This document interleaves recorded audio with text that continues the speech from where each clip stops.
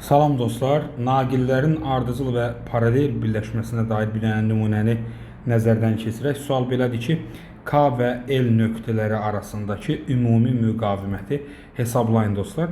Bu tipli sualları düzgün şəkildə həll etmək üçün başlanğıc nöqtədən başlayırıq və cərəyanı hərəkət elətdirməyə çalışırıq. Məsələn, K nöqtəsindən başlayaq. K nöqtəsindən cərəyanla başladığımız zaman görürük ki, hər hansı bir yol ayrıcı qarşımıza çıxır. Yol ayrıcında neçə yolumuz var dostlar? 2 yolumuz var. Buna deyək birinci yol, buna deyək ikinci yol.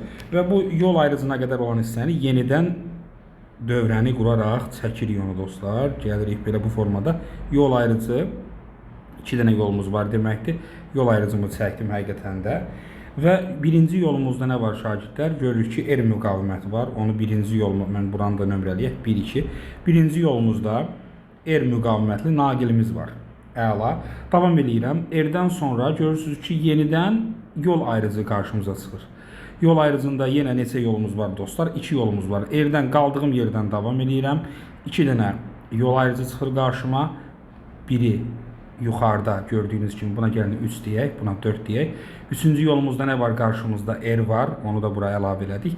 Digər yolumuzda, yəni dördüncü yolumuzda boşluqdur və o üçüncü, dördüncü yollar gəlib birləşəcək. Deməli, aşağıda boş yolumuz var. Bu 3 nömrəli yolumuz, bu da 4 nömrəli yolumuz. Gəldilər və birləşdilər. Aşağıda qaldığım yerdən, yəni ikinci yolumdan davam edəcəm. İkinci yoldan davam edəndə görürəm ki, yenə qarşıma bir rezistor çıxdı. Onu da buraya əlavə edirəm, R. Və nəhayət bu ikinci yolumuz gedərək 3 və 4-ün birləşdiyi yerdə birləşir. Bu nöqtə deyək də, məsələn, bura gəlin bir dənə A nöqtəsi deyək. A nöqtəsində birləşirlər və A nöqtəsindən sonra qarşımıza nə çıxır şagirdlər? R müqaviməti çıxır və yazırıq L və nəhayət gəlib son nöqtəmizə, yəni L nöqtəmizə gəlib çıxdıq. Deməli, artıq dövrəmiz daha sadə formadadır. Bu formada dövrəni həll etmək biraz asan olacaq bizlər üçün.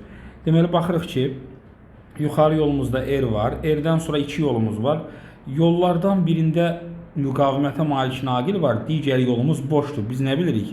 Biz bilirik ki, əgər cərəyanın getdiyi yollardan birində işlədici yoxdursa, həmin o boş yolu seçəcək. Deməli, bu üçüncü hərəkət istiqaməti artıq istifadə olunmayacaq. Ona görə də yuxarı qolumuzda, yəni bütövlükdə bu yuxarı qolumuzda təkcə müqavimətimiz nədir? İşlək olan R-dir.